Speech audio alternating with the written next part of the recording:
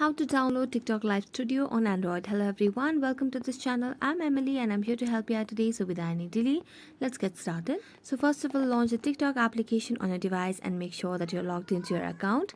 After logging into your account, tap on your profile at the bottom right corner of the screen over here. As you tap on your profile, all you have to do is here you can see the option of TikTok Studio on your profile below your email ID.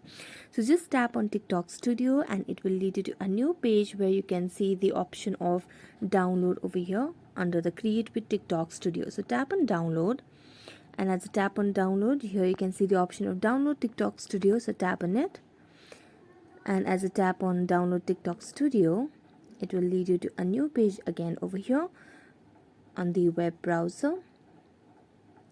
So just wait for a while and it shall start getting it installed. So tap on install, and now it will start installing the TikTok Studio application on a device, and this is how you'll be able to download the TikTok Live Studio on Android. So thank you so much for watching this video. See you next time.